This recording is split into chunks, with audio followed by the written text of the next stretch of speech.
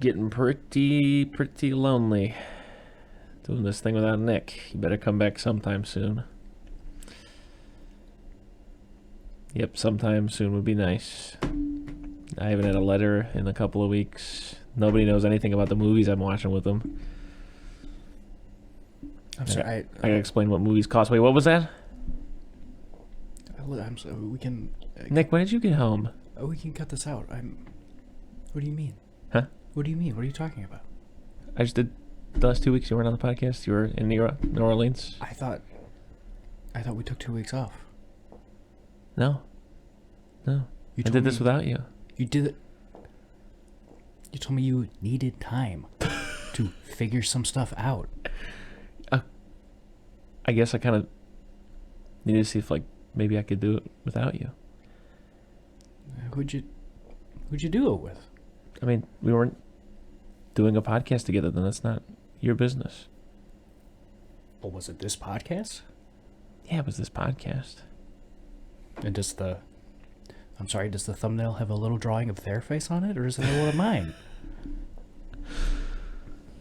Did you at least wear the suit? No. Hey, no. No? Did you bring it to New Orleans? No, it was here the whole time. How does it feel to be back? Do you feel any different? Yeah, I felt very relaxed. It's the only time I've taken a vacation where I'm like, God, I just feel great. For like the entire time I was gone. I felt refreshed, I felt recharged, and then I drove 14 hours straight back here, and I was like, I'm just angry again. I'm bitter old angry Nick again. So yeah, it was a wash. But that's the thing that sucks about the drive to a place for a vacation, is that the drive there is like, man, can't wait. Then you smell it, and then the drive back just ruins any kind of anything you'd ever. I think I'm a flight guy. I like a flight. I do like a flight, yeah. Because even if you fuck around for like an hour or two at the airport before the plane takes off, either way, it's still at least half of whatever time you're about to drive. Like, all things considered, like the drive to the TSA, yada yada yada. You know what I want? I want to be able, because I do love the drive. Favorite part of the trip was I took a road trip. So I drove down to Louisiana. Yeah. If only it was socially acceptable to just be like, hey, I'm gonna solo fly back, have fun driving this Ford Escape. You're almost there. Okay. I drove down, stopped at every state I could on the way there. Did and saw a bunch of cool, fun stuff. Have fun in Louisiana, and then when I want to go home, I want to drive my car onto an airplane and have that take my car home. And that way, I can sit in the car in the airplane. I don't gotta buy a seat. Did you guys listen to Slow Ride by Foghat on the drive? We really should have. You really should have. Yeah. You know what I was listening to today? Slow Ride by Foghat? I was, yeah. You know what actually kind of rips? Slow Ride by Foghat. It does kind of. It Yeah, really does. Yeah. You know what I had that today? You know what song rips and surprisingly makes me teary-eyed every single time I hear it? Goodbye Stranger by Supertramp? Yeah, but that's not what I'm talking about. All right. It's close. Goodbye Stranger, it's been nice. Radio Gaga by Queen. Oh, I don't know that one. I'm not a huge really? Queen. Yeah. Neither am I. It's just that one song. It's just Freddie Mercury being like, hey, radio, I know MTV's happening. I know we're all watching television. But you're still my guy. I remember listening to you, radio. I remember growing up with radio and radio being everything. Yeah. Radio, somebody still loves you. Digga, digga, digga, digga. That's the song. That's great.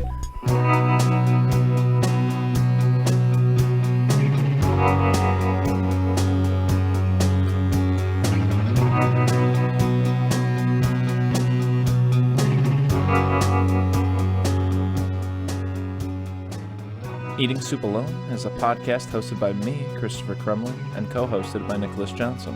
We try our best to ramble incoherently about a handful of movies at least once a week.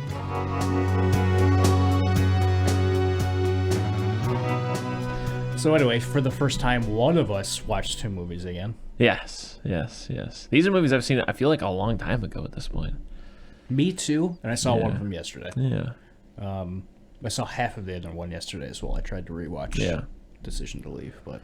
Do you have a preference in what order we discuss these things? Infinity Pool first. Let's talk about Infinity Pool. Yeah. Mealtime. Mealtime. Infinity Pool, brought to you by Film Forge, Elevation Pictures, 4Film, Hero Squared, got to be making some of these up. But anyways, Telefilm Canada, Your Images, your like Europe, Your Images, with the Croatian Audiovisual Center and Celluloid Dreams. Brandon Cronenberg's Infinity Pool seems to have been a difficult movie to get made. Take M. Night's Old, throw in a little multiplicity and a dash of Cronenberg yucky stuff, and you get this pretty okay movie. 5 out of 10. I don't know those first two movies at all. But there were a lot of opening title cards. did you make all of those?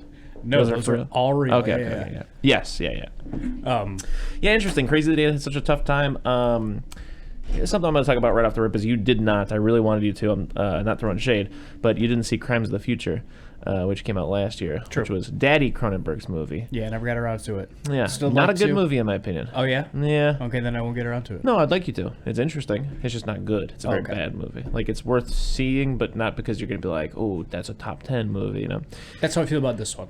Yeah? Yeah. See, I differ. I like this movie a lot. Okay. But yeah, so Crimes of the Future is like, what is it? Is it Mads Mikkelsen, I think, or something like that? I think that's the main guy. I could be Is wrong. it? Yeah. I love Mads Mikkelsen. I'm going to go see this movie today. Yeah. And he's just wearing like a weird like Jedi robe thing that kind of has like the fit of like a Nike Under Armour kind of a thing. So it's like tight. Cool. It's weird. Very future. Yeah, I guess so. Kristen Stewart is there. She's like she's doing like a Jesse Eisenberg impersonation the whole time. And basically it's like illegal to do, but he like tattoos his girlfriend, like cuts him open and tattoos his organs on the inside because he can like grow new ones or something, and people watch this and it's like a sexual experience for them. Okay. And then there's like this whole thing about like some undercover detective that's trying to like help him, like they're trying to like crack some kind of crime thing. Or the future. Yeah, it didn't do anything for me except for, here's major spoilers. The opening is great. Yeah. So good. The rest of the movie is all that bullshit that I was just telling you about. Mm-hmm. The opening is quiet, little boy on beach, digging in the sand, finds some trash and stuff. I think he might eat it. Some detritus, yeah. I'm just talking like plastic, like just hard shit. Yeah, detritus. Sure, whatever. And then he goes, I don't know what that is. He goes, Detritus? I'm sorry. It's just garbage. It's just, Okay. It's just a fun way to say garbage. All right. Thank you. Goes up to this house, and he's like supposed to be brushing his teeth. His mom's like, come on, brush your teeth or whatever. And he's like underneath the sink. It's very slow, very 824. Mm-hmm. Like he's just eating the plastic bin, the like trash bin, you know? Okay. And then his mom just murders the absolute fuck out of him in his sleep. Just kills the shit out of him. I'm hooked. Yeah. You got me, yeah. Yeah, the rest of the movie... You got me with him eating trash, and Yeah, the mom kills that's him. what I'm saying. Double in, yeah. Then they don't focus on that for a long time. They let like Mads Mikkelsen run around in like an Under Armour turtleneck talking about like, I hurt because all my organs are tattooed, but I can grow new ones. Chris, I love this movie. I don't Yeah. know how you don't like this. I mean, Yeah. the only thing that could Because it pick me looks up- like Jason X, and it's about as good as Jason X. Oh yeah. Yeah. Okay, that's Yeah. you took me down a couple notches. Yeah. Yeah. Wow.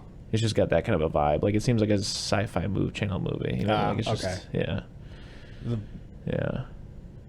And then alternatively, then here I go into Son of Cronenberg, right? Mm-hmm. And at first I'm watching and I'm like, okay, I'm like a little bored. He's like a writer Mm-hmm. on like a vacation or whatever. Like, where's the sci-fi stuff kind of happen? You know, they leave the little retreat or whatever. They're drinking. He's starting to come on hot with the wife or whatever. Yeah. You know, I'm like, Someone else's wife. Yeah. yeah. He takes a piss. She jerks his dick until he comes. Insane. I was like, that was... What I was saying, or what somebody was saying in the letter, Yeah. was M. Night Shyamalan's old. Uh-huh. There's a bunch of people who are at a resort. Yeah. And they go to a beach on the resort, and they start aging very rapidly on the beach. And they're like, "What is happening? Our kids are teenagers now. What is? I'm old. I can't hear. What? Oh, I'm dead. It sucks." Yeah. And I just felt my big thing coming out of this movie. New rule for me personally when it comes to movies: Yeah. no more beachside resorts. I am so bored immediately. And this movie started, they're on that resort. Yeah. I immediately was like, why don't we have ugly people in movies anymore? Or even just normal-looking people. I was watching Bill Skarsgård, or Alex Skarsgård. I was watching Skarsgård talk to wife. I was like, these two are just so insanely beautiful. Yeah. I wish we got to get some ugly people in movies. I want that because I'm already mad at this movie. Yeah. And then she jerks him off on the beach, and I was like, okay. And maybe too personal of a question, and I know you don't got a mirror ready while you're doing it. Chris, have you ever made a face like that when something like that has happened to you? Oh my God. What? I wasn't paying attention. She does the job on him, and he's like he looks like his eyes are going to pop out, like he's trying to keep his eyes from popping out of his head. Yeah. I will pause to say Mia Goth kind of has a little bit of a Shelley Duvall thing to her face. She looks a little bit of a NoHo Hank thing to her face, Chris. Interesting. All I can say. Yeah. She doesn't have eyebrows, that's it. Oh, okay. Yeah, just anytime I see her in a movie, I'm always like, she's got like a little... She like, really does, yeah. Yeah. But also mixed with a NoHo Hank thing. Yeah. Which makes her the ideal woman. Sorry, go on. But anyways, they're driving back to the resort. They were not supposed to leave the resort. That's one of the rules. That couple that they've met, Mia Goth and husband, they have a friend. They've rented the car from him. That's why they've left, whatever. Mr. Skarsgård decides to drive. Just obliterates another human being with the car. Yeah, because the headlights stop working, kind of. Yeah. Also, awful move. As soon as it cuts to them at night getting in the car, I'm like, you fucking maniacs. Didn't you come out here in the morning? Yeah. Mad. I'm mad. Yeah. I mean, not right now. While watching that movie, I was like, you idiots. God, I hope this is like a hostile situation where you guys get lost in this country. And, God, I hope this is one of those Gorsh Cronenberg movies. But go on. So at this point, again, piquing my interest, like the jerk off thing. A second time, I'm like, okay, they killed a guy. Then again, piquing my interest, because just fucking unhinged Mia Goth and husband just start going, these people are fucking animals. They're gonna rape your wife in response to this kind of a thing. We can tell nobody. We have to go home because they're fucking animals. They're just degenerate, just worthless pieces of, like, they really kind of go in on like this, like just these locals are primitive. They say words like primitive and crazy. So I'm just like, wow, that's intense. They go back home. They try to pretend like nothing happened. And again, got me. Knock on the door. Of course, it's the police. The next morning, just right away, he's at the cops. And about this far in, like, I knew nothing about this movie going into it. I was like, God, what in the fuck is gonna happen? I've never also seen a Brandon Cronenberg movie. Yeah. At all. And then he drops that shit where he's like, go on.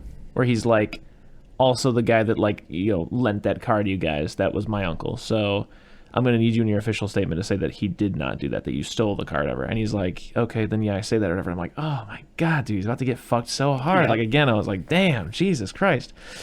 And then they're like, hey, also, if you got some cash, we can clone you. And then you just have to watch that clone get murdered by the eldest son of the person who you killed. Yeah. And you're all good or whatever. And I was like, okay. At this point, 45 seconds before he said we could clone you. Yeah. He's like, I think he said, like, your wife is in another room over there. Yeah, she's already, like, told on you. She tattled. But I think he says her first name. Yeah. And I was like, I was alone in the theater, so I was like, is that the wife? And so I just pulled up the Wikipedia page real quick, and I'm trying to read for a name. I was like, blah, blah, blah. They offered to clone him. I was like, I had to put this away immediately. And he's like, we will clone you. And I was like, oh, God, I wish that hadn't been ruined for me by myself immediately. Yeah. Because as soon as that happened, I was like, what the fuck? Okay, so this is a sci-fi movie. And I would put it in the category of something like Eternal Sunshine, where, like, it's, like, sci-fi that's hard sci-fi, but like soft sci-fi. Yeah. Because like nothing else is crazy in the movie. It's just like this one thing that they're like, oh yeah, you also have to accept that we can just erase memories. Yeah. Which is fun. So they do that, and yeah, he watches that kid, like that 12-year-old kid, stab the shit out of himself or whatever. When they clone him, that whole sequence, like starting when they're taking all of his clothes off and they're putting the cap on him and they're putting that shit in his teeth. Yeah. I was like, okay.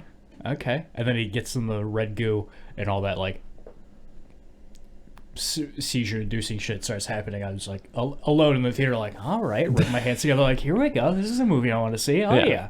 And I just loved it. I was like, oh, this is great. Every time that happened, or There's some good visual stuff, like when they do the psychedelics and have sex. Oh, yeah. It's like all very like primary colors and kind of simple. Yeah. They don't go for anything too crazy. All that shit Tasteful. Yeah. no matter what I have to say about this movie, Yeah. all that stuff's beautiful. Love it. And then basically from this point on, it just becomes like classic, like you hanging with the wrong crowd kind of movie. Mm-hmm. Because these rich people basically do this because this is funny to them. To just like go and like murder somebody, and then they all have to get cloned and watch their clone die because they just have money to burn, basically. Yeah. And social commentary. Yeah. And Mr. Alexander Skarsgård is not cut out for this, but also oddly intrigued, and like that's kind of like how I felt watching it, as well as like there were just I don't know. Partially, it was like the idea of like, okay, so buying into that conceit of like, okay, watching yourself get killed kind of a thing. I was like, okay, well, that's kind of not really sitting great with me. And then like the stabbing and stuff, there are like, you know, inserts of like flesh and blood and stuff, and I don't really do good with that kind of stuff. So like, I'm squeamish. I can't really do gore as much as I like horror. So like that was kind of making me uncomfortable. Yeah. And it was like one of those things where like the mix between me being a bit disturbed. Oh yeah, Elton's coming over. Sorry, I forgot to tell you. Okay. Trying to Kramer into this. But the mix between me being kind of disturbed and then like it actually being kind of like titillating before you know that they're fully Breaking Bad, because in the beginning it's just kind of one of those things where it's like, you know, every now and again, like, you know, it just kind of happens when you're out. You know, this is not a big deal or whatever. Yeah. They're just kind of drinking and they're having a good time. And then they're all like, hey, you know, there's this guy that like kind of fucked us over a little bit, and like he's got this like award and we kind of want to steal it. And they all like put on masks and they go over there and they're like, I was like, this is fun. Yeah, I like this. and they're like holding a couple of naked people at gunpoint and stuff, and you're And like, then I was what like, the all fuck's right. going on? Yeah. Most confusing part of this movie to me, Yeah. that man's penis. Yeah. I just didn't. I think my showing was just a little darker than it should have been. Just Yeah. couldn't figure out what that man's penis was doing, or what it would look, or what it looked like. I don't know how to describe it. Yeah. It was just strange. Watch it, check it out. Let me know what you think Yeah. in the comments. Like and subscribe. Yeah, and there's just like a bunch of stuff like that where like it's like I get to a point where I'm like, oh, buddy, you're in too deep, and I'm like vicariously like stressed and tense. But then they show back up, and she's like seducing them, and they're drinking, and there's a gun and stuff, and I'm like, okay, maybe go along with it. Oh, this is kind of fun and thrilling for a second.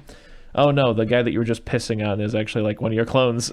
Oh right, yeah. You know what I mean? Yeah. It's so that's just the thing is like I was just on that journey of like, okay, I'm kind of into this. Like this is kind of thrilling, and then I'm like, oh no, now it's gross again. It's now like it's what gross you again. said about. It's like what you said with the soft sci-fi. Yeah. When he's pissing on that cop. Yeah. And he's got the bag over his head. I'm like, I know it's not going to be that cop. Yeah. It's going to be a reveal when they take it off. Yeah. Who could it be though? And then when they take it off, I was like, all right, they can make clones in this movie.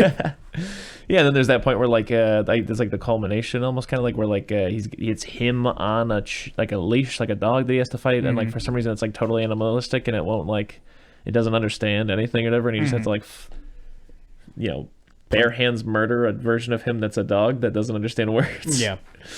And yeah, I also like.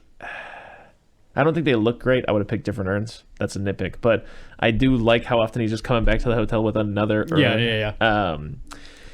And yeah, I love when he gets the first urn and the cop is like, "Here, this is for you. Don't know if you want it, but think of it like a nice little souvenir." Yeah. And yeah, then there's just a couple of times where like he tries to leave. Obviously, there's the big one where like they show up with like guns and they're like, you're not leaving. Which kicks off all kinds of stuff like them like making him walk forever in front of the car, yada yada yada, you know, him running off into the woods, etc., etc. And then eventually kind of culminating in like them legitimately going home and going back to their normal lives and him deciding to stay during the rainy season. Yeah. And yeah, I don't know, this is a movie that I'm curious what a second watch is going to be like for me. But first watch around, yeah, like I was one, very impressed that son of Cronenberg made a watchable movie, whereas his dad last year made one that I couldn't stand. Okay. 2, I was impressed that it was visually interesting. 3, I was impressed by the soft sci-fi. I know the social commentary aspect of it bothered you, but I didn't say it bothered me. No. Oh, okay. But I didn't really like. I mean, I didn't care for like. I get like resorts and stuff. They are not necessarily good for whatever yada yada. Or rich people when they go to other countries. Blah blah blah blah whatever. But just as like a nice little catalyst for this like weird like Clockwork Orangey like falling in with the wrong crowd on the wrong side of the tracks, and just like just that tension of like how the fuck's he gonna get out of it? Yeah. I mean, like he just has to. He just has to do these things. Maybe at one point it was kind of fun and it was kind of interesting, but you're stuck now. Yeah, like I said, there was just for your sins and suck on a boob. And so I was very tense. There was some imagery and some just like ideas, like the soft sci-fi idea of just like again watching yourself get murdered. That got me. And I think I gotta give this thing like a solid B. That was pretty good. Yeah, that was pretty good. Yeah, like I said, I wouldn't say I was bored through most of this movie. It didn't knock it out of the park for me, which is fine. I don't think everyone. No. I don't think it was like one of the most amazing movies I've ever seen. I was like, this is pretty good. I think it's one of those movies that even if I think I'm gonna give it a spoiler, somebody give it a solid C. Uh-huh. I don't think I'm probably ever going to watch this again. But I think it's worth seeing. I think there's some stuff in there. I was like, oh, that's cool. I haven't seen that really in a movie before. I really like. I forgot about there's like one Cronenberg moment where he like is having a LSD, well not LSD, but like psychedelic like trip and fucking, and like a nipple just gets a million like inches long until it goes into his little mouth and he sucks on it. What I saw was something. It was shitting something into his mouth. That's what I thought. Okay, I just thought it was getting longer. Yeah, or the one where he rips that boy's head open and it's his wife underneath. Oh, right. Yeah. Oh, yeah. I also love when he like is running through the woods and he ends up in the cabin and it's the little boy who killed him earlier. Yeah. Or that's at least I think what he's saying because he's. Oh, is that the hallucination? Yeah. I thought that was an actual thing that happened at one point. Like I said, this has been like 2 weeks ago since I've seen this thing. I liked the when it started. The sex scene where they take the hallucinogens and start doing it. I liked that it was a bunch of abstract stuff and like you'd see an elbow or a butt cheek somewhere. It's like, oh, this is a fun way to do a sex scene like this, and then it like kind of more comes into frame and it's just like, oh, okay, it's just two people having sex. And then my favorite character in this movie is Mia Goth's husband. Oh, yes. Yeah, I was gonna say, I figured. Because that happens, and then it like the camera pans down to the side of the bed where you can see Skarsgård's feet just kind of kicking. Yeah, and the husband's holding onto his leg. Oh, it's so fucking funny to me. But yeah, I'm gonna give it a solid C. I guess I recommend it. Yeah, I would say the same thing. I don't know. Jury's out on whether or not it's gonna be, like kind of a movie that sticks around for me. But at least for now, it definitely got me interested in like Brandon Cronenberg's film career. I'm definitely going to pay attention to whatever he releases next. I know there's a couple of movies he put out beforehand that I'm going to definitely check out. It's one of those things where like, you always hear stories about people, being like a legacy in cinema, whether it just be like, oh, like both parents worked in cinema. Not that they're like famous or anything, but everybody's like, but I feel like it's a tough act to follow for your dad to be like somebody like that kind of a thing. Like I'm thinking of like David Bowie and like his son. No disrespect, but like Brandon Bowie. Just like directing, like the Warcraft movie or something like that. That's cool. Oh, but also did he? Yeah, I feel like I knew that, and I forgot, and now I'm surprised again. Yeah, he's directed a couple of like big movies or whatever, but it's like one of those things where it's like, no offense, but like he's never gonna be David Bowie. Yeah, and that's cool that he went to direct movies instead of music. That's fun. Yeah. That's what I liked. I've been making fun of it, but what I did like about the 30 opening title cards. It's like, oh, cool. Brandon Cronenberg pulled no favors to get this movie made. He scrounged every corner of the world he could to get financing for this movie. Yeah, and ultimately, my statement was just gonna be like that. Yeah, I think. He deserves to be doing what he's doing. It was all right. I'm looking forward to see what's next. I'm looking forward to see what's next. So B from me, C from you. Great job, Brandon. We got your back. We hope you do more. I know you're listening. Yeah. I'm giving it the thumbs up. I'm giving it a thumbs up. Yeah. All right. Then we watched another movie. We watched Decision to Leave. Yeah, we watched Decision to Leave by Park Chan-wook. Uh-huh. Mail time. Oh boy. All right. Decision to leave. Hey, what if Tom and Jerry were in love? Just kidding. We all know they are. 9 out of 10. Happy Valentine's Day. Who's your Valentine, Nick? I don't want to have another argument like we did at the beginning of this, Chris, but I thought it was you. Didn't know when you have to ask me. Who's yours, I guess? I don't have one. Well, it's not me anymore. Elton, you have a partner. So what? That's your default. Lusted after? That's your default Valentine. Be lusted after. Anyway. Yeah, so this movie, Yeah, what'd you think? I liked it. Yeah. I liked it. Yeah, I think it's a very beautiful movie. It's one of those movies that, like, what is it? Is it a Twitter or a YouTube that has that handle every frame of painting? I'm sure they got both. Okay, either way. I think it's either way, I'm it's a pissed about it YouTube because I channel. can't say that as a compliment now because it's the name of a thing. But like, Yeah. I do have a category of films where I'm just like, yeah, that's a movie where like you could pause any one of it and every one would be. Yeah. Yeah, I think that this is a movie that like is just beautiful. Every shot is beautiful. Yeah. Great color palette. Just looks fantastic, top to bottom. In my opinion, I felt like it was an interesting, like noir femme fatale thing. Like, you know, a little detective staying up late night, not coming home to the wife, investigating a lady who definitely killed her husband, but he's so hot for her that he's like, I don't know. I don't think she did it, guys. Yeah. Yeah. Yeah, and they don't fuck, but they get really, like cute. They really do. Yeah. I was telling you while we're watching this. Yeah. I was like, is there a word Emotional cheating. for horny but for romance? Yeah. Because that's what I'm feeling right Yeah. now. And that's just this whole movie. It's like Yeah. both of them, they like you said, they didn't have sex, but it doesn't matter. Everything they're doing is so romantic and so Yeah. cute. It's like, oh my God, you two. And they get so close and they should kiss, but they don't. Yeah. And then his wife leaves him. Oh, we're just running through the plot? No, I'm just Oh. kind of going over what happens, which is a little bit around like the time that she kind of shows back up-ish. It's after. Whatever. She shows back up, definitely killed another husband.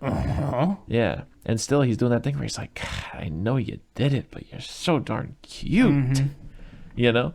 Yeah, I don't know. How did I feel about it? I feel like it was pretty good. It's a pretty good movie, you know? Yeah. Yeah, I mean, how'd you feel about it? You know? It's another movie, again, this is going to go right into the category of embarrassed to say because we're literally talking about it on a podcast, but a movie I probably have to watch another time. Yeah. Or two, and also plan to. Yeah, I only saw this like the once And a half. and a half. But it really, really, really grew on me. Yeah. Just thinking about it for Yeah. what we watched like a week ago. Something like that. Yeah. Yeah. I love this movie. Okay. I was like, that was really good after we got done watching it, but now I'm 7 days away from it. I'm like, oh yeah, I think this is a 5 out of 5 All-Star Classic. all-star classic, potential to be one of my favorite movies. Okay. It's what I love about Old Boy so much. Same director. There's just so much, like by itself alone, great, just a great movie. But it's got so much like, I don't want to say rewatchability, but like there's so much to get, I would say, another time around. Very specifically, like not specifically, but there are like little things here and there where like there's a quote, I believe she says it to him in the interrogation room at the beginning. Yeah. Towards the beginning. They're in their interrogation room. And it's a Confucius quote, but she says, the wise man admires the water, the kind man admires the mountain. And of course, after watching this, I did all my research that I possibly can. Be like, hey, what do people who are smarter than me think about this movie? Because while we were watching it, I picked up on that scene specifically. Yeah. Is shot. I was amazed by how many different types of shots there were in this one room, in this one sequence. Just like a madman, just being like, how can I make two people talking in front of a mirror interesting? There's just like 100 different shots where it's like it's both of them, but then it's the reflections in the background. But then there's like you can see from the other side of the glass, and it's a computer, but also he's like reflected in the side of it. You know what I mean? Just a bunch of weird shit like Right. that. And I noticed that while they were talking, it's the shot of just the two of them, and then the reflections in the mirror. Okay. I noticed she was talking and she was in focus, and so was her reflection, but him and his weren't.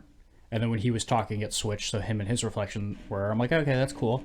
And then it like cut away, and then it cut back to them, and both of them were out of focus, but the reflections were in focus.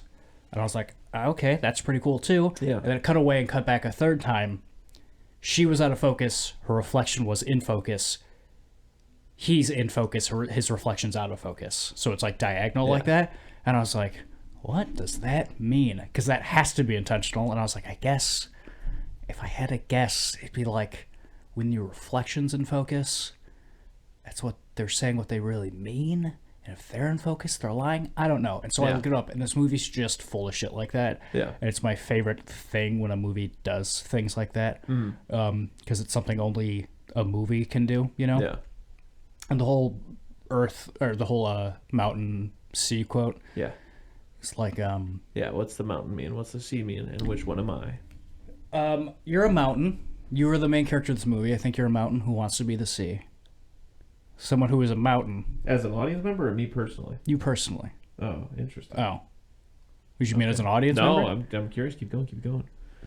Someone, a mountain is reliable, you know? Okay. It's a big obstacle, Like a Honda Civic. like a Honda Civic, but you can get to the top of it. Yeah, I can get to the top of a Honda Civic, yeah. It's hard, you know, it's going to take you some time to get up there, but if you know where the footholds are, and you know what paths you got to take, it's a daunting task, but you can get up there.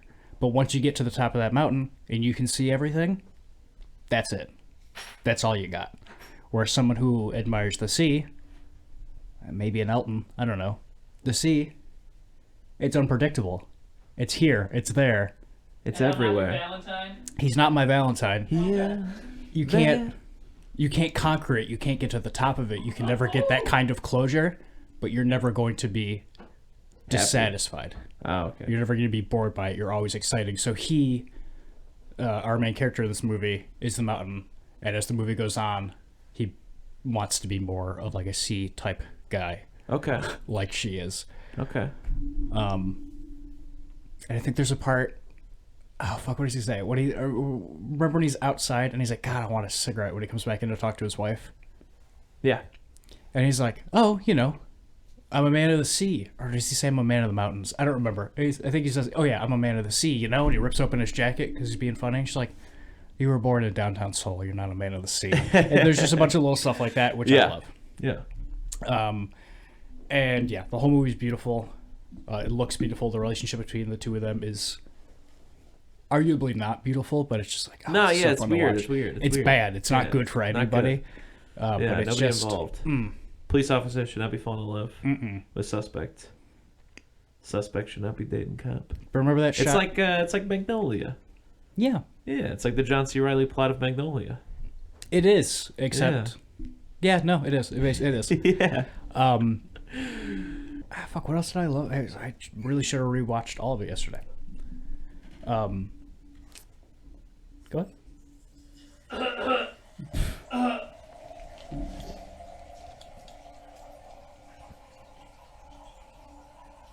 Have you guys seen In the Mood for Love? No, should I? It's another Asian movie about forbidden romance. Why is romance? Beautiful, and it'll just tear your little heart out. Why does romance always have to be forbidden? It doesn't. Expand on that. Why aren't we allowed to just be in love?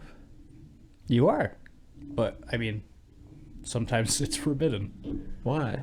I don't know. Maybe it's a child you're in love with. Yeah, well, that's beyond forbidden. It's because they're both married.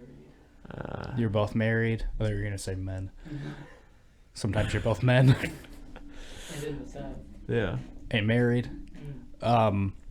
I like when he's like doing detective work and they dramatize it by him being there, like his imaginations of what she's doing. Oh yeah, I totally forgot about that. I love. Yeah. It's just like the flashback from Old Boy, Ooh, yeah. where he's always there. I'm like, oh yeah, they're just doing that all over the place in this. Yeah. I love the little nod when him and his wife, who don't love each other anymore, are having sex at the beginning. Nice. Because they talk about having a weekend marriage, which Yeah. means he's out in his own apartment while he works during the week and comes to see her on the weekends. And they make a plan to have sex once a week so Yeah. that they don't divorce. Uh-huh. And he's thinking about murder wife Uh-huh. while having sex with normal wife. Uh-huh.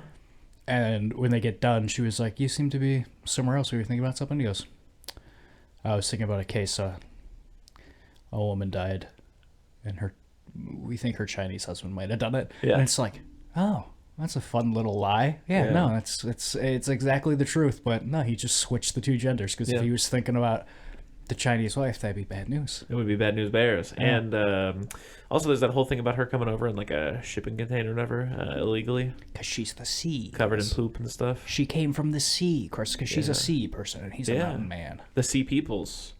Seeples. You ever hear about that in history? Sea Peoples came in, did a bunch of destroying and conquering. Nobody knows who they were. No. Well, anyways. I don't know anything about it either. Neither do historians. It's just a mystery. It was like mermen, or like were they on boats? Yeah, it was like a boat thing. Yeah, like that kind of thing where like sense. like a just invasion of people from the sea that nobody could identify. They were just like, whoa, some people just came from the sea and fucked our shit up. And like to this day, the Sea Peoples are just unidentified. And their name is Christopher Columbus. What? What else do I love? Little moments I love. I love her at the end. Like, I think it's like the last time they see each other. Yeah. And they're kind of saying goodbye. She reaches into his coat pocket and pulls out his chapstick and puts it on and puts it back. And a year has passed. But, like, from their date a year ago, when he's, like, on the phone or something, and she's just going through his pockets to see what's in there, and she takes his chapstick and puts it on and puts it back. It's like, oh, that's so cute. She remembers where he keeps his chapstick. Yeah. Or I love, my favorite shot in the movie is when they arrest her for the second husband. Uh-huh. And they're in the back of the cop car together. And the first shot you see is just both of their hands handcuffed together, just like inches away from touching. Like it's a very romantic, like, ooh, these two might hold hands in a second, but they have handcuffs on. Oh, it's so good. A couple of things I like. One, I like her new husband in Small Town. Yeah. Yeah, he's a fun guy. I do like him quite a bit, yes. He gets murdered though.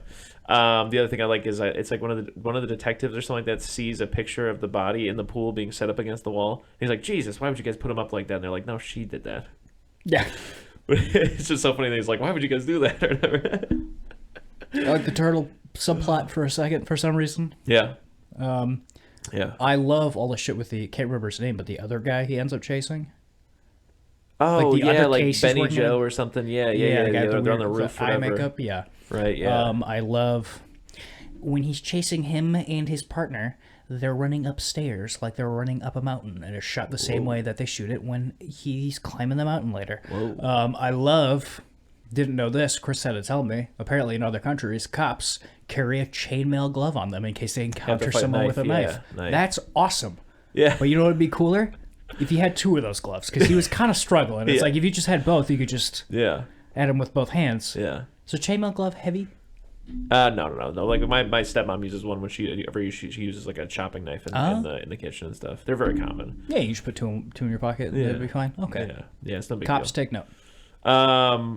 And yeah, that's just I mean, it's just an odd thing. You know, a lot of other places, cops just don't get to have a gun, and like neither do people though. So like stabbings are huge everywhere else. They're huge. They're all the rage. They really are, especially in the UK. The UK has a whole lot of stabbing. I was gonna say it, but I got sidetracked with the Infinity Pool when that kid stabs the clone. Yeah.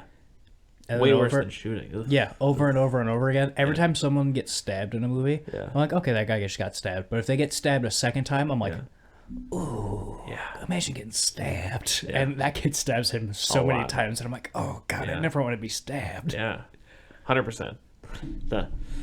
I'm just gonna talk about Old Boy for a second. That's not gonna go in the podcast. Man, I love the opening where he's just sitting in. Yeah, the police station hammered as hell. Oh, it's They the just best. keep cutting to him like doing something new. So good. My Your Movie Sucks made a whole video about why the remake is bad. Yeah. In comparison to Old Boy. In new Old Boy, there's, I don't know, maybe 20 minutes of him before getting kidnapped and put in the room. And you see that he's a bad boss and he gets drunk all the time and it's his daughter's birthday and he forgets and he's too busy out drinking with his friend and stuff like that. And he points out that, hey, in the original Old Boy, all we needed was that scene of him in the drunk tank. Yeah. That's all you need. That scene lasts 3 minutes. Yeah. You get all the information displayed better than new Old Boy. It's great. You're right. It's a good scene. It's a good filmmaking. Yeah, it is. I will also say I love at the end she digs that hole and she just sits in and waits for the ocean to come. Yeah. Because you know what you see there, Chris? Her turn into the mountain. You get to see the sea wash away a mountain. She makes that little mountain out of That's what sand. it was. I remember you So saying good. something like Yeah. that. Yeah. Oh my god! And when he's running around and he's standing right on top of where she is, Yeah. just scream! Oh god, Chris! Oh god, Chris! Yeah, it's good. Yeah. I love when he's like calling out her name, and it's like, bruh, she underneath you. You don't even know. Yeah. You'll never know potentially. Don't- Also, it's just always like one hell of a move when people kill themselves. Not that it's a good thing. I don't mean to like romanticize, but I guess inadvertently I am. But like Virginia Woolf, for example, killed herself by just filling her pockets with rocks and then walking into a lake. Pretty sick. That's crazy. That's equatable to digging the hole and then waiting the ocean to quicksand you into a trapped. You know what I'm saying? Yeah, if I have no ties to you emotionally at all, and you find a cool way to kill yourself, Yeah. more power to you. It's very cool. Yeah, and I don't mean like the crazy thing, like when like you're in the third grade and you're like, yeah, I would like fucking take a bandsaw, or like not that kind of a thing. Like, what? But just like I said, like fill in your pockets with the rocks. That's so weird and simple. It's like an old like a nursery rhyme or something. You know, like that's how the ending comes off. It's like almost like folklore-y. Like, and then the goddess of the sea or whatever went to the beach and dug a hole and waited for The tides. her mountain to be yeah. washed away or whatever, Yeah. you know what I'm saying?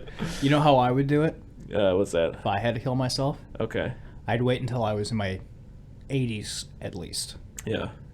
Let's say I'm dying of something terminal. I only have so long left to live. Okay. I'm waiting for the first slight, for the first person to wrong me. Uh-huh. Someone dings my door in the parking lot. Someone cuts in line in front of me. Okay. I find that person's address. I go home. I make a very elaborate Rube Goldberg machine Okay. where, you know, a marble goes down the thing and it hits some dominoes and those fall and that blah, blah, blah, does this and that. Yeah. But the top of the Rube Goldberg machine where it starts, guillotine. Boom, my head comes off. It rolls down the whole It thing. rolls down the whole thing. I gotta backtrack on the thing I said earlier about You- the whole like bandsaw when you're like 13. You're like, and then it throws me. Yeah. Okay. Yeah. Rolling head. Good. Rolling yeah, head, it goes all the way down the thing. And you know what's at the end of the Rube Goldberg machine? What's that? An open cardboard box that gets closed up, taped, and a stamp with that guy's address on it. Oh, then and it you gets send your head to that I guy's send house. my head to that guy. I'm sorry. This is like the smartest idea you've ever had. Thank you. Yeah, this is great. I would probably just go with the classic overdose on morphine in hospice. Because Yeah. it's got to be sick to be high on morphine that much that you die. Yeah. Yeah. Yeah. It's gotta be sick. Any closing remarks on this great little movie? Oh, I love it. Yeah. It's an A+ from me. Yeah, I look forward to watching it again. I'm going to give it a solid A. All right. I'm going to watch it again. I think I still like Old Boy more. Oh, absolutely, yeah. Yeah. And I gave I it... really want to see The Handmaiden. It's his movie right before this that Okay. people will not shut up about, and I just haven't seen it. Interesting. I'm gonna guess it's also about forbidden love. Yeah. I'm going to put it on the list. Yeah, Put it on the same. list for sure. What kind of time are we looking at? What? What kind of time are we looking at? We're at 44 minutes right now. Chris, it's very unlike you. Yeah. You watched a lot of TV lately? Yeah, actually, yeah, I have, yeah. Do I do a new segment, TV time? We could do a couple minutes of TV time, yeah. Elton, you got a jingle? This better be good. The points gremlin. This better be really good. Or I'm cutting it.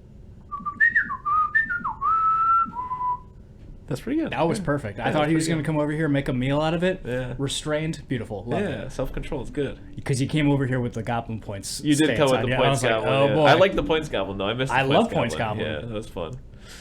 Yeah, I watched all of Ted Lasso. Yeah, and what'd you think? I can give it a one-sentence review, and we can talk about it a little bit in a second. But at first I was like, oh, no, this is cringe. But then I was like, oh, nah.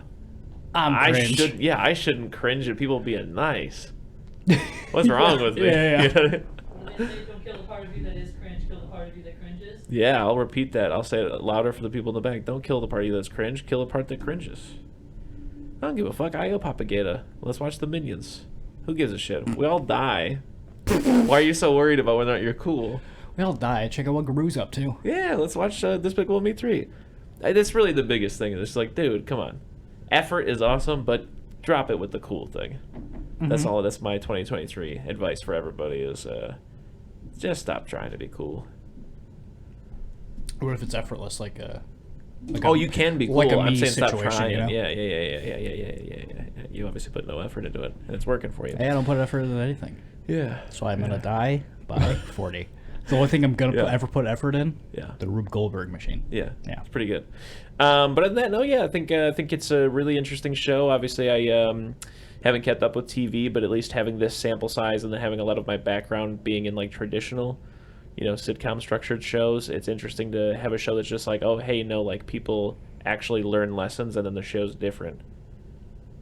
Yeah. Like they deal with what you could consider going back to like a reset place because they're kind of dealing with the same problem, but they're not really back in the same situation.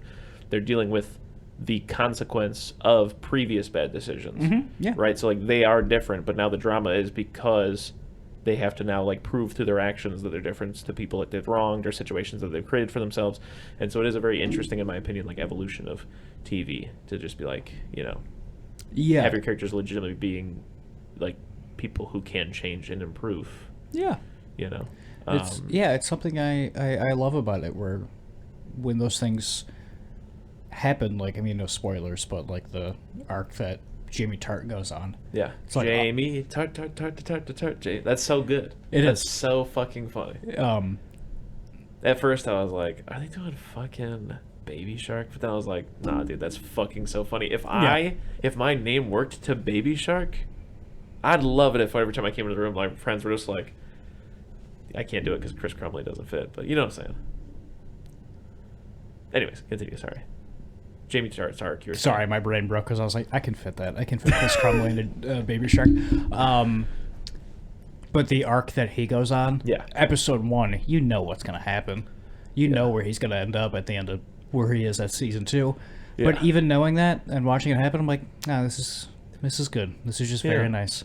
Yeah. Oh, Chris when they hug. Oh, Chris when they hug. Oh. And, it was also like, in a couple of specific ways, like really relevant to my life. I had just like gone through a breakup and then started going to therapy. Mm-hmm.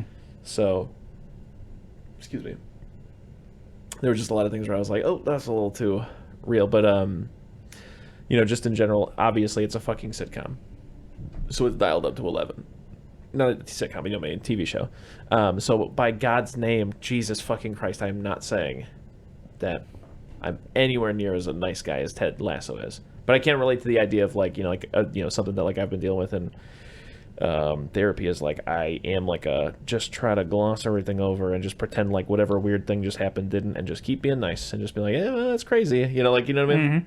Mm-hmm. So definitely not toxic positivity, not that, but more so like a similar aversion to conflict and just trying to pretend like everything's fine constantly. Yeah.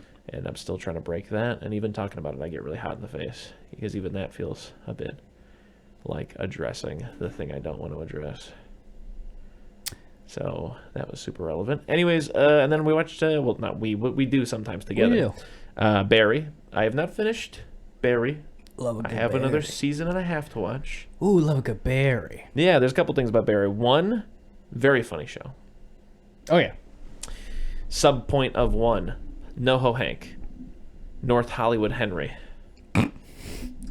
Yeah. So good. Yeah. Oh, yeah. Arguably the best part of the show. My man. Oh, yes. This arm is bullshit. Yeah. Oh, so good. 50-50 with Crystal Bell. Kudos to that guy. I don't know the actor's name, but man, oh man, I want him in as many things as possible for the rest of eternity. He was like a Breaking Bad Jesse situation where he was gonna die in season 1, and like, nope, this guy's too good. Yeah, put him in every episode. Very smart move on their part.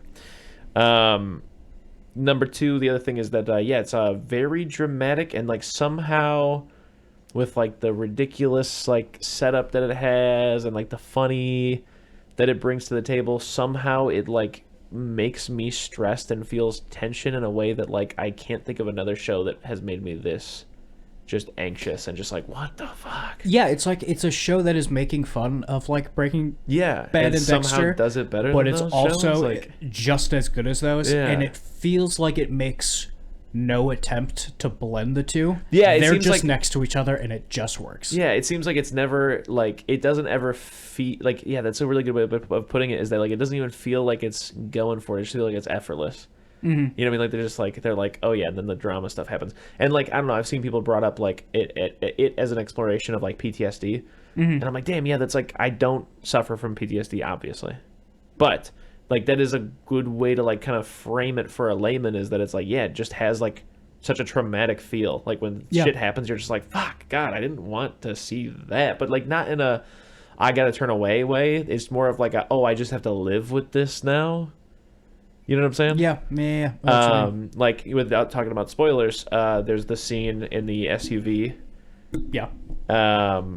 where it becomes apparent what Barry has to do, and he just goes for it, and you know, it's just one of those things where you're like, ah, God.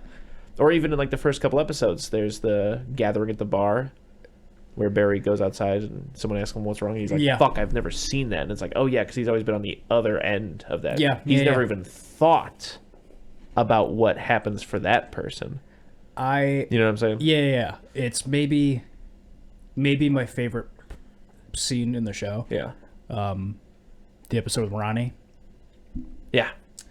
When, slight spoilers for Barry, when he gets into Fuchs' car and Fuchs is like, oh, we have to kill that little girl. We have to find her and we have to kill her.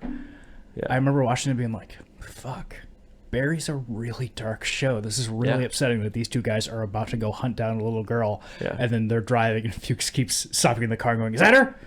Is that her? Yeah. And it's just that big wide shot and you just see the car going and stopping and then going and stopping. I'm like, fuck, that's so funny. Yeah. Question. This is spoilers too. They never get her, right? She's just out there. Yeah. Yeah, she's just out there. Okay, but anyways, so yeah, those are the two TV shows that I watched. Before we move off of Barry, sure, the PTSD thing. I've heard William Hader talk about that multiple times. Yeah, and his whole journey about like growing up and being a kid, just like making short movies with his sisters all the time, and like that's what he wanted to do. Is he wanted to be a director, and he worked as like a PA on a lot of movies. And fuck, I can't remember. There's like some Arnold Schwarzenegger movie that he's in, because he was a PA on there, and like whoever the background actor to be a pilot was, like didn't show up that day, but he could fit in the suit. So like, Bill, get in there. So he's got like one line in this movie, and he's just like worked behind the scenes on a lot of shit, and then was doing like improv on the side because he went through a very massive breakup and was like, I just gotta start doing something else. And someone in his class, I think someone in his class was the brother of Nick Offerman. Okay. Who's married to Megan Mullally. She's a very funny actress. She was on Will and Grace. And they came to see his brother perform, and they saw Bill Hader, and Megan Mullally went, hey, Bill Hader, you're really good. I'm going to call Lauren Michaels from SNL and see if I can get you something. And he's like, all right, cool. And she's like, who's your agent? And he's like, oh, I don't have an agent. And so he just got SNL like that. Nice. And he talks about being on SNL and just having crazy panic attacks every single night, and just how that was like the worst experience of his life, and just being like, I don't want to do this. What I want is to direct. Yeah. But everybody wants me to do this thing, but I want to go do this thing. Just like Barry, Chris. Yeah. He's really good at killing, but it's not what he wants to do. Mm. He wants to be an actor. Just like he's really good at improv, but that's not what he wants to do. Yeah. He wants to be a director. Yeah. Season 3 of Barry, all directed by Bill Hader, so I'm really happy he got on the other end and he's doing it for himself. And I also, was thinking also I should definitely mention that like main two cops in first season, great. The Fonz, great. Oh, the actress who plays the best, Sally, great. Monroe Fuchs, that actor, also great. I love Fuchs, even though he's a piece of shit and he's Fuchs an asshole so and good, so selfish. He's so fucking funny. And then again, North Hollywood, Henry, all the air horns. Oh man, so absolutely love him. My hero, swagged out too, just wearing like a polo tucked into like khaki shorts, but it's just the tattoos. Looking like a G. Yeah, the tattoos make it work, and also being like a little fit, you know. Oh yeah, yeah. North Hollywood Henry, my hero, so funny. So yeah, those are the two TV shows I've been watching. Nick, what did that take us to? I've been watching Curb Your Enthusiasm, but I guess no one cares. We're at 56 minutes. Okay, talk about Curb. How you been feeling about Curb? I know you started with Seinfeld, but that didn't totally get you, it seemed like. It's funny. Yeah. No, I love Seinfeld. I think it's really good. But I got sick while watching Seinfeld. Yeah. I was having like fever dreams and stuff like that, and I was having Seinfeld themed nightmares. So I was like, I gotta stop on this Seinfeld for a bit. I'll jump over to Curb, and Curb is a fever dream Seinfeld nightmare. Every single episode, and it's tough to watch. Yeah. But for some reason, I feel much better popping on an episode of Curb than I do Seinfeld. That's so funny, yeah, because like literally, like my friend Will has said, like he's like, I cannot watch Curb. It just has nightmare vibes. Like it just it's so tough to watch. The worst vibes. I very often will have to turn an episode of Curb off and be like, I'll come back to that tomorrow. There's something about looking at it where you're just like, oh, this is awful. You're like, this is too clean and gross. It's like the torture films. But they're so fucking funny when you're watching it here. It's so funny. It's just a bummer to look at. Mom's in the hospital. Yeah, I know. So fucking funny. Yeah. And I'm gonna get back to Seinfeld. It's gonna happen, I promise. Because apparently I'm not even at the good Seinfeld yet. I'm like right on the edge of it. I'm like almost in season 5. Yeah. So Seinfeld A+, Curb. I haven't seen it, but very funny. Barry A+. Barry A+. Ted Lasso. Ted Lasso A. Hey. Yeah. Well, I think that's it. I think that might be it. Thank you so much for listening to our podcast, Chris. What do you want to watch next week? Next week, I'm for sure. My pick is the movie Happiness with Philip Seymour Hoffman. Okay. Yeah. Okay. My friend Armand has been Speaking of a nightmare, I'll watch that movie. Yeah. Been asking me to watch it since about October, November-ish, but I think it's time to nut up and make good. So, what about you? What are you feeling? You should watch The Master. Did you hear something? I did. Just kidding. I love you. I'm not your Valentine.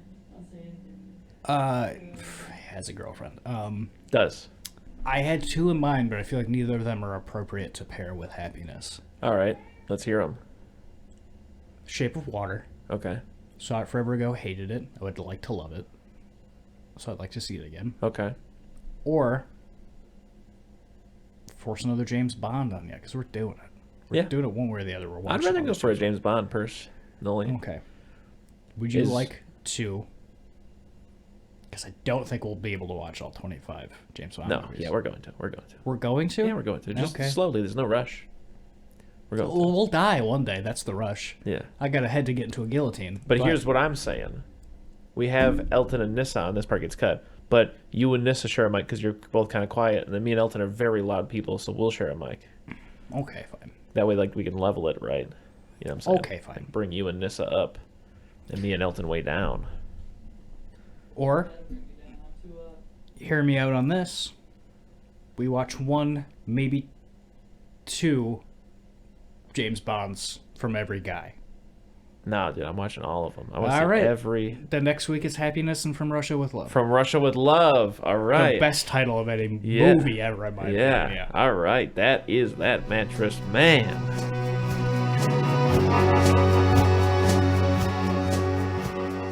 If you need more soup, follow us on Instagram, Facebook, and Twitter, or go to our website, eatingsoupalone.com. And until next time,